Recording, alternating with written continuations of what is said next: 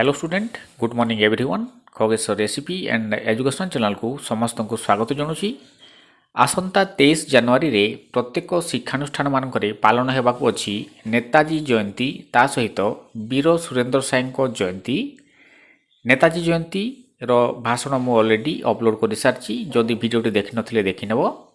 आजिर video आम जानिबा वीर सुरेंद्र साई जयंती उपलक्षे एक सुंदर एवं मनछुआ भाषण विषय।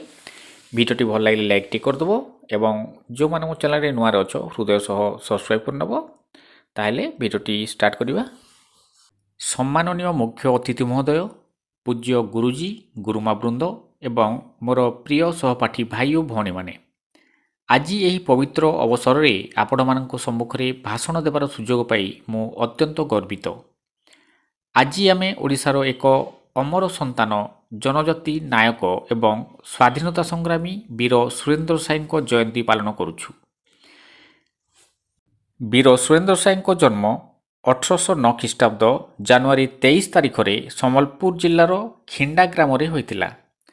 से छोट बेलू ही साहसी न्यायप्रिय एवं देशप्रेमी थिले। इंग्रेज शासन द्वारा सम्बलपुर राज्य दखल हेबा परे से अन्याय और अत्याचार विरोध में अविरत संघर्ष करथिले। वीर सुरेंद्र साय जनसाधारण हक और स्वाधीनता पाई इंग्रेज मान विरुद्ध में शस्त्रधारी विद्रोह आरंभ करथिले।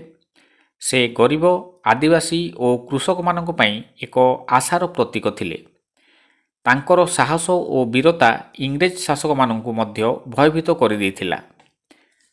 दीर्घ 40 वर्ष पर्यंत से जंगल और पहाड़ रे रही इंग्रेज सह युद्ध करथिले।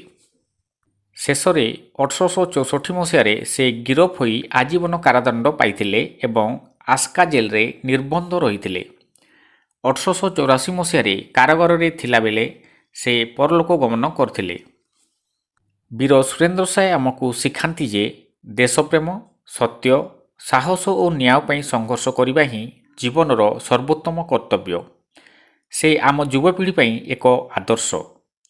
आजिर दिन में आमे संकल्प नेबा उचित जे आमे भल छात्र भल नागरिक हेबा सह देश और समाज पाई काम करिबा। शेष में मु वीर सुरेंद्र साई चरणे कोटि कोटि प्रणाम जनाऊँगी एवं तांकर आदर्श को आम जीवन में अनुसरण करने पाई प्रतिज्ञा करुछि। जय भारत, जय ओडिशा, जय वीर सुरेंद्र साई। धन्यवाद।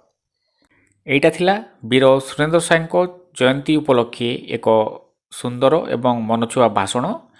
आशा करुछि भिडियोटी तमनकर उपयोगी आसिबो। आज एतिकी पुणी देखा नेक्स्ट भिडियो रे। धन्यवाद, नमस्कार।